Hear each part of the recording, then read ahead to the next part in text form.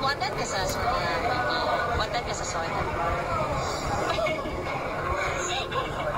No. Okay.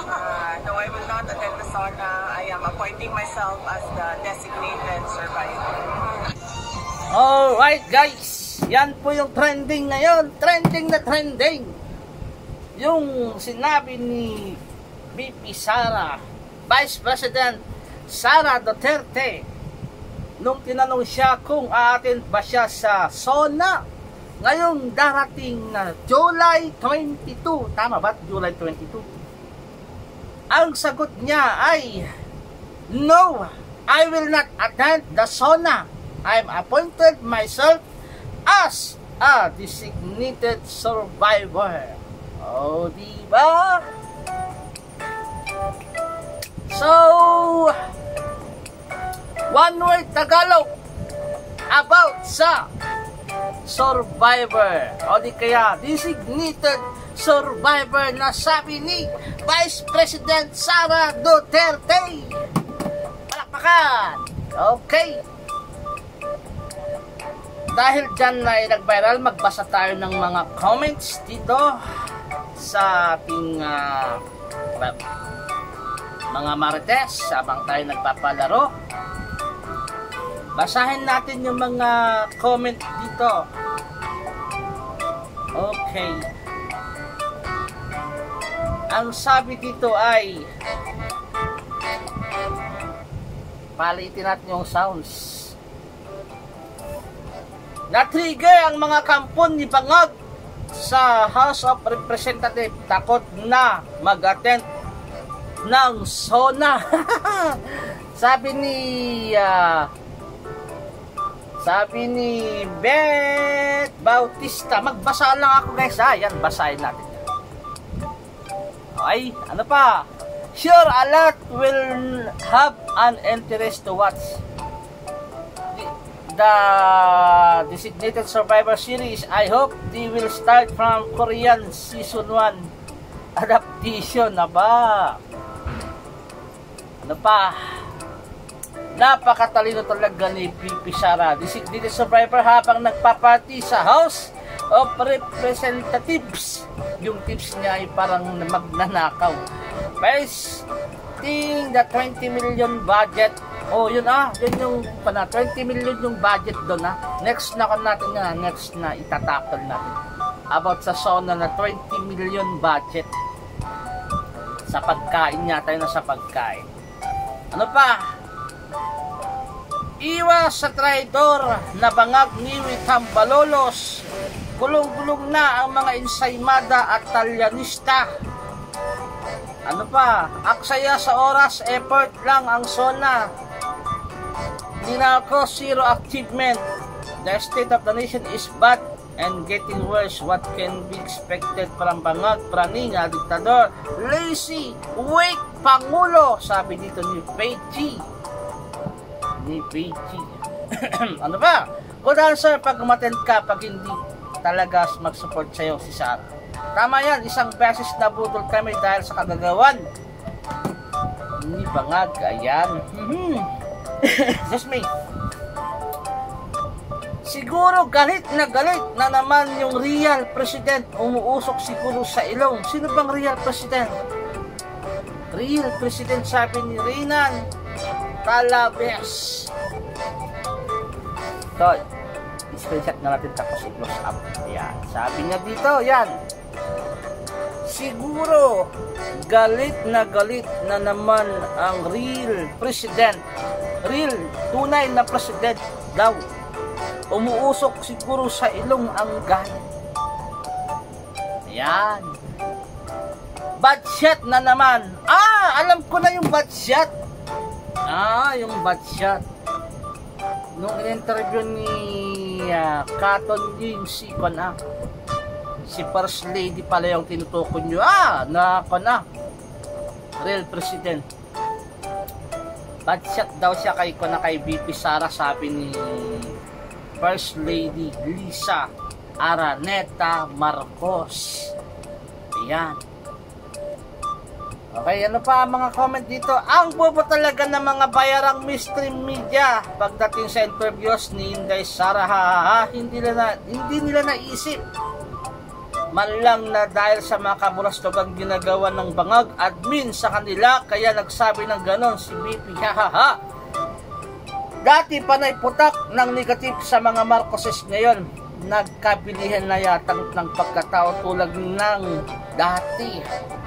Tumutulik sa pamilya, bangag.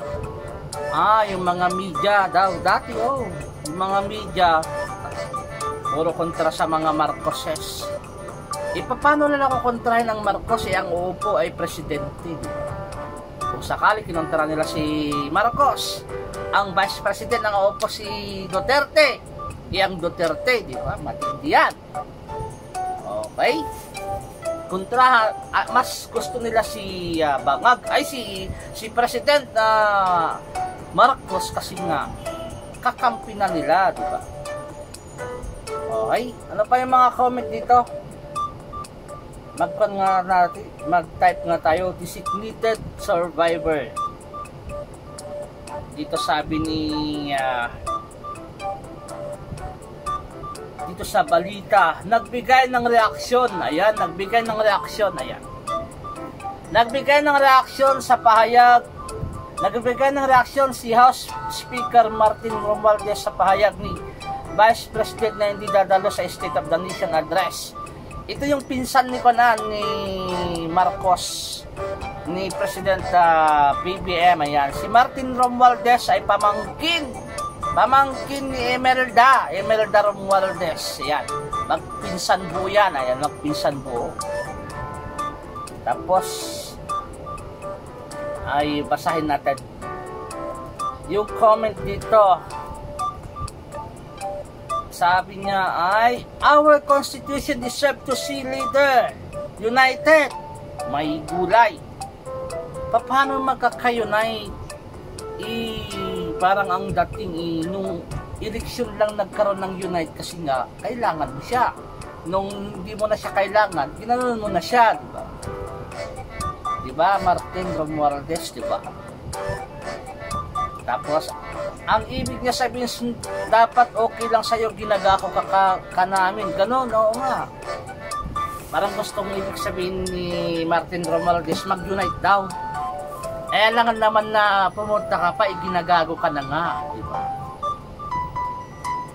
Ano pa? Count me out to improve our life of the Filipinos. Sabay tawa, diba? Dear Martin, all of the things you've done against ito. Dear Martin, dear Speaker, of all things you've done against Vice President, what political efforts you are talking about? You are starting it all. You must face the consequences. Wait lang, may customer. Saktiman. Apektad masyado si Tamba. Ang pinapangalanan nilang Tamba, si Tamba ay si Speaker, yung pinsan ni President Marcos. Tambalulus.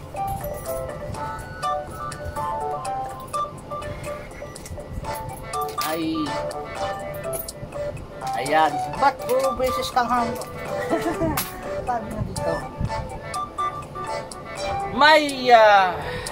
your constitution deserve to see the leaders we deserve also to see the resibo. Yan, improves the lives. Saan banda? Tambalulos experience to have a unity, but one of the main reason why there is no more unity. Paano ka makikipag-unity kung buti sana kung verbal lang yung pagkakaroon ng parang war ba yung mga politics, pero hindi na verbal. Baga may action na. Kung nabalitaan niyo po yung sa next topic natin yun, pero bigyan ko kayo ng idea na kung nabalitaan niyo po sa Davao, pinagtatanggal yung mga pulis doon. Tapos ay parang Sige, huwag natin isaka na lang yung ibang topic na yan, okay? Sa next na. Our people deserve good leadership. Dapat ay hindi ka kasama dyan. Tamba, nagugulahan na siya, start na si VP. Yes. Feel niya siyang president si Tamba. Ayan.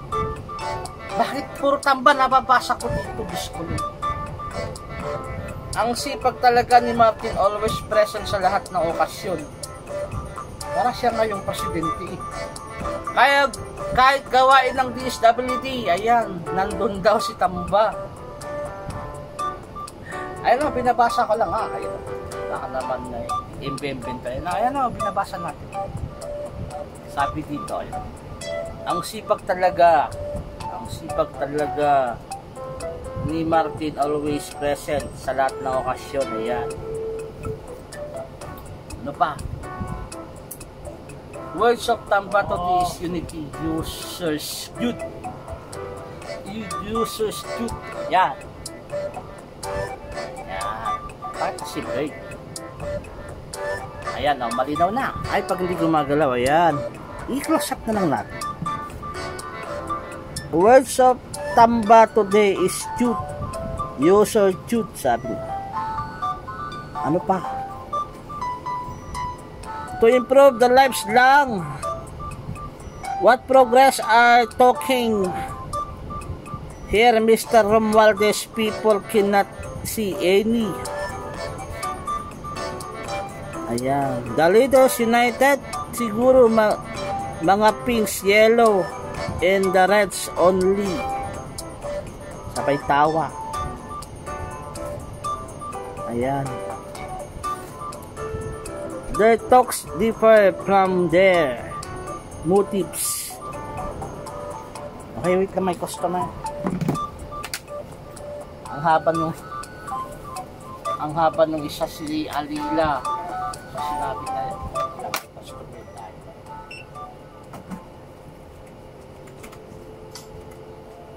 Say, say.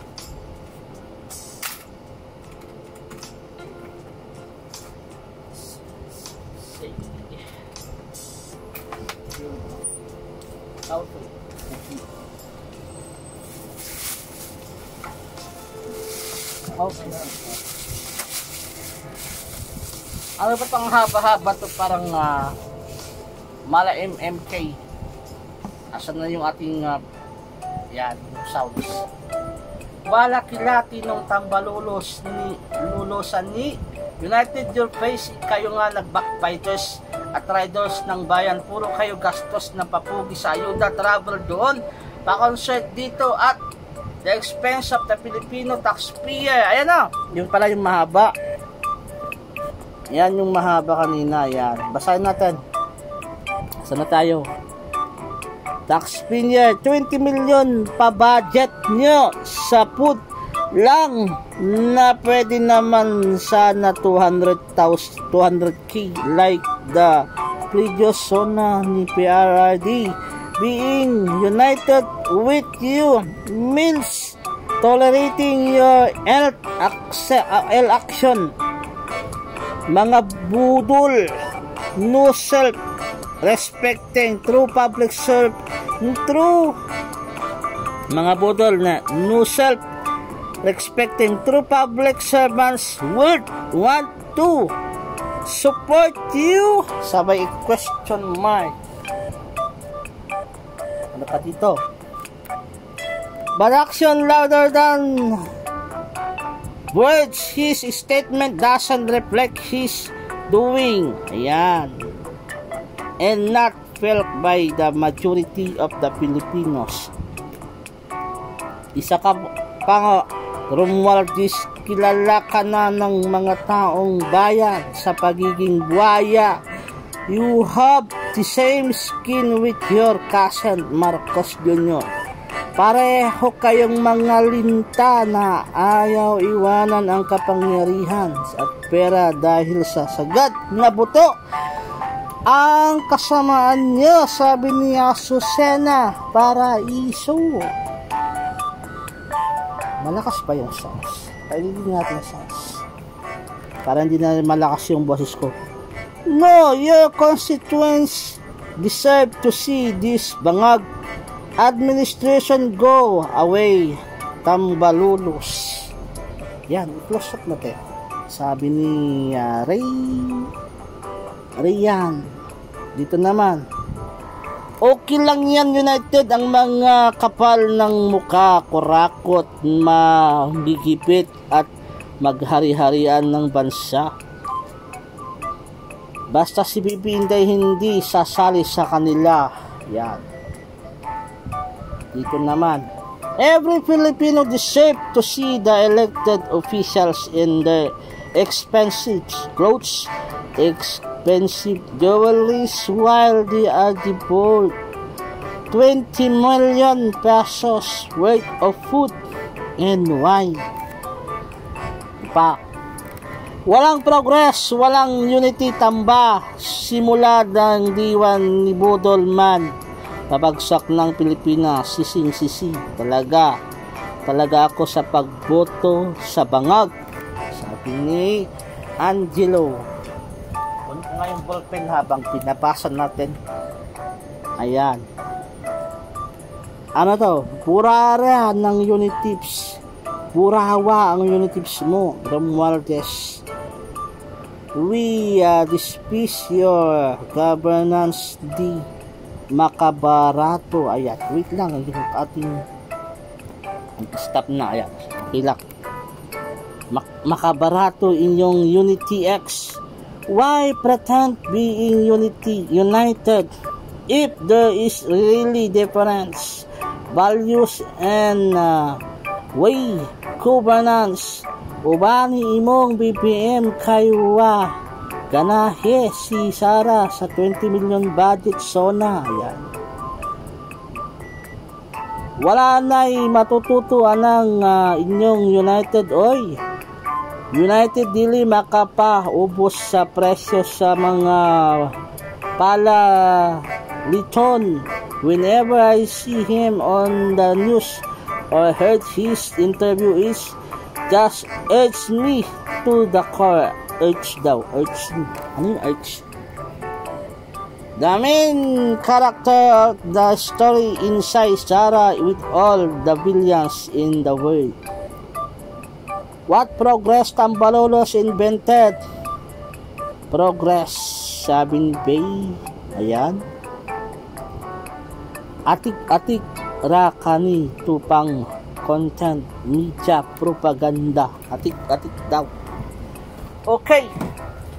Ano pa ang punta nga tayo sa ibang post. Sa ibang post naman. Sa ibang post. Bukas tayo ng ibang post. Magbawas ka muna. Ayan. Sa panahon ng kahirapan, sayang ang 20 million budget para sa isang oras na zona lang. Ang pinagbudgetan dyan ay galing sa isang taong sweldo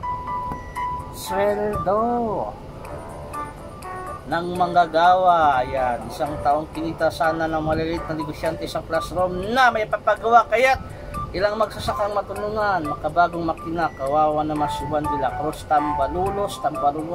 Ganun din, ano ba? Saan banda ang improve sa buhay? Ayan, saan banda improve sa buhay ng mga Pilipino, Tambalulos? Buhay nila ang na-improve. Ano ba yan? Wala talaga kayong maramdaman improvement sa life namin na masasabi namin galing sa gobyerno. Sa sarili na namin sikap doon po improvement. Okay? Galing, ayan, sabi niya, unity sa imong lubot, House Speaker. Unity sa imong lubot, House Speaker.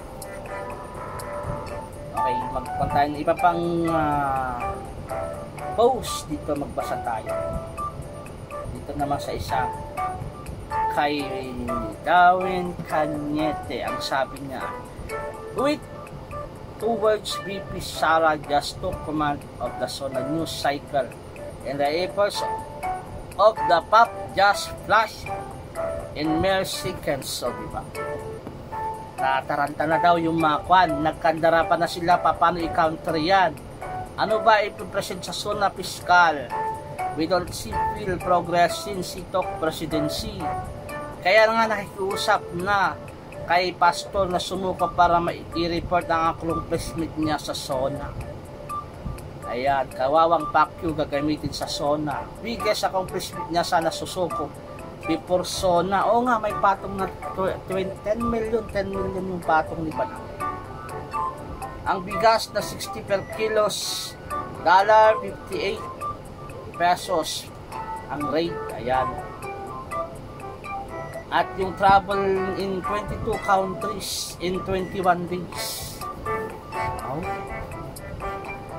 Sa totoo lang mo, ayan, gaggle is the key. Totoo, umay ako dyan kay VPN ngayon. Nakimarites lang ako. Oo, nakikimarites lang tayo guys ah. Graduate ako ng diploma, yung presidente mo yung merong ganyan, huwag mo nga akong mga sagutan. Will you siyempre blensel? Contradict, ayan. Dispute your business argument. Yan, nagkakaroon na ng debate. So, ano ibig sabihin ni Sarah doon sa designated survivor? Parang malalim yung meaning nun, di ko magets. So, totoo, di mo alam yun. Ayan.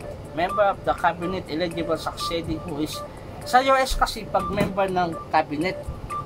Sa Pilipinas, wala nang automatic pag wala nang kakayahan yung president, yung vice na ang halili. Kaya yun, watch the Netflix para makarelate daw.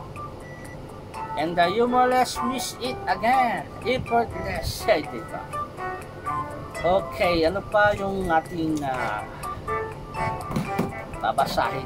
Lasat natin kasi may customer.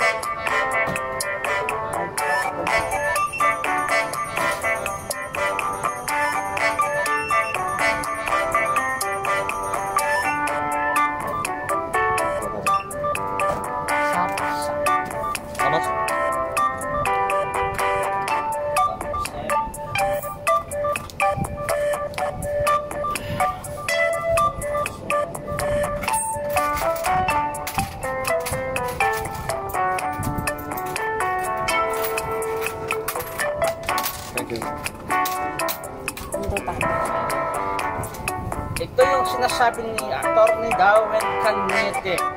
Sasayin natin. I-off natin na. Lang may customer pa.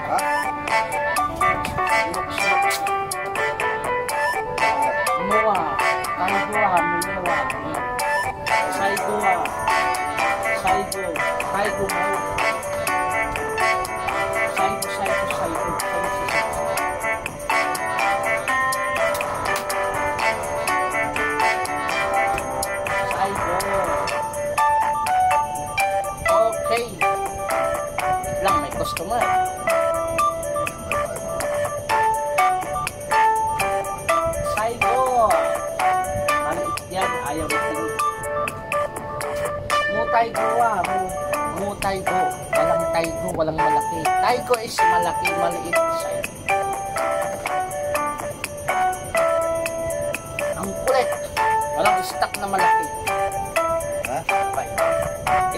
kind of technicality, sabi the technicalities term ng designated survivor is constitutionally designated successor, and that only requires a cabinet declaration of incapacity or in with what happened with ERAP. Alam si ERAP, di ba? Si ERAP, the Supreme Court Chief Justice showing AFP withdrawing support.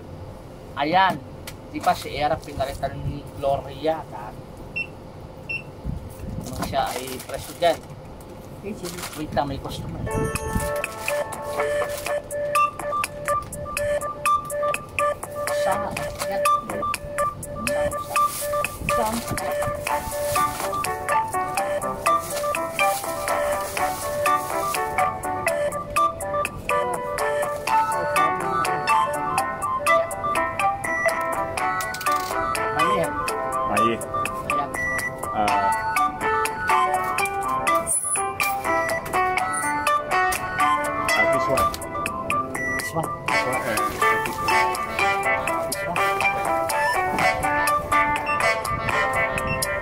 Pala yung siya.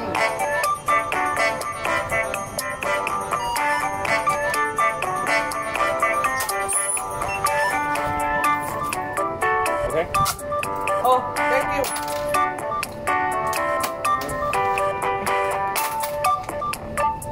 Alright, next. Ayan.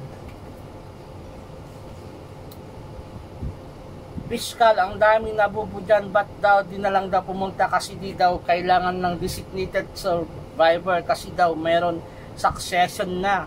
Ang bobo naman, kaya nga designated survivor ka, wala ka dapat sa building, sabi dito.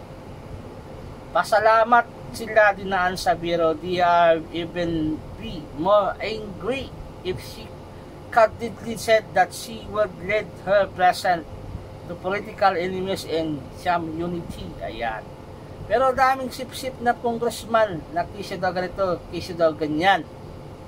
That's happen when your qualification for public office are limited to age, residence, citizenship, and basic literacy. Ang daming problem ng issue ng bansa, magpo-comment sa designated survivor. Pasalamat nga sila hindi sinabing designated equalizer. Fiskal, out of topic, lagi kong naririnig sa Senado at Kamera ay it will cite your contempt, tapos ikukulong. May kakaiba bang contempt sa Congress at contempt sa court? Unlimited kulong ba? Walang piyansa, parang kalibre siya ng rape, kidnapping, murder na walang piyansa. May limitation naman na linagay yung Supreme Court. Ayan. Oo, yung sako na. Yung Senado, ang hilig-hilig nilang mag-contempt sa mga sa Senado, sa Congress. May limitation na yun na sinabi yung Korte Suprema. Kaya updated kayo lagi guys, manood kayo ng mga news. Ayan. Ano pa? Need natin pa. Ayan. Alisin kung baon na tayo sa utang, sinugod tayo sa gera. Ayan. I can feel that power again, same in 2016 where the oppressed want to change political norm, where those usually just accept what is happening in the government are now awake, cannot wait to pull this power-tripping elected official. Election is far ahead and we cannot wait to show them the magic again. Oh, ang tagal pa, 2028 pa. Yung na 4 na taon pa, nung pa 2024, 4 years pa. Nahalata tuloy sa kanila, di alam yung series na yun ni Flex, saka ba't big issue yun, obvious naman, straight joke lang yun. Ayan. Tama naman ang mag-ingat si BP at hindi na umaten kasi nga sabi nga ni Manang Amy, may 25 target yung si China. Malay na natin what in advance mag-isip load. Ayan. May ninarabiyas dito, malamang yung mahilig mag-coke. Dalawa ni VP Sara, ikapi obvious na founded report as Prograndes by CCP. Ayan, government. Galawan ng Amerikano, sabi naman nito, proxy war against Philippines. Manood ka ng Discipline Survivor ng Korean version kasi nga kano doon gusto ng war. Ayan. Ano pa? Pan lang naman ni BP Sara ang Netflix. Masyado na silang paranoid. Naalala ka to yung favorite crush, Landing on You. Ano yung Landing on You? I thought, attorney. Ayan. So, ano pa? Last na. Wala na. Kasi ang oras ay 30 minutes na pala. Ang sagot na lang ang ating pahula ay music. One word Tagalog about sa designated survivor ni BP Sara. Ayan. Designated survivor na sinabi ni BP Sara. Panoorin na natin ulit bago ko ilagay yung tanong ay yung sagot. I-search natin sa Facebook. Ito sa ABS-CBN naman. Kasi namuatan ka sa soda. Muatan ka sa soda.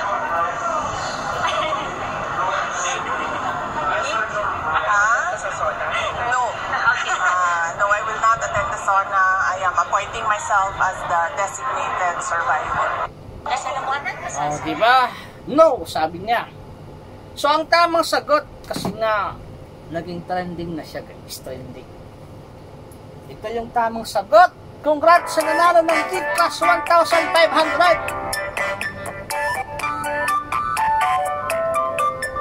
Ito po ang sagot.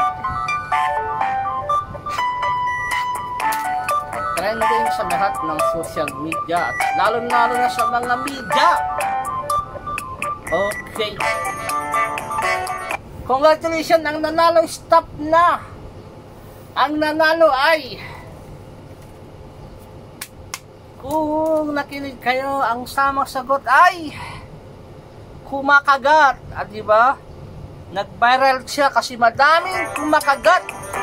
Madaming kumakagat. Alam niyo yung kumakagat? Hindi yung kumakagat. Parang kumakagat na tao.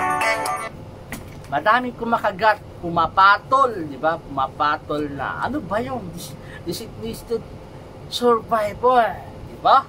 Ang usapan lang naman ay SONA. SONA! Sana may nanalo dyan, ano? Sana may nanalo sa kumakagat. Maraming kumakagat na mga politiko. Dito sabi pa nga ni Trillanes, ipa-impeach na yan, sabi ni Trillanes.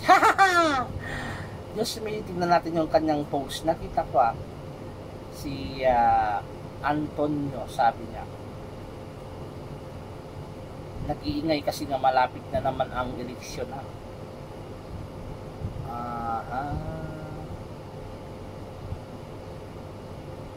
Asa na ba? Kung ma-search yung kanyang Trillanes, yan. Yung kanyang post sa kanyang Facebook.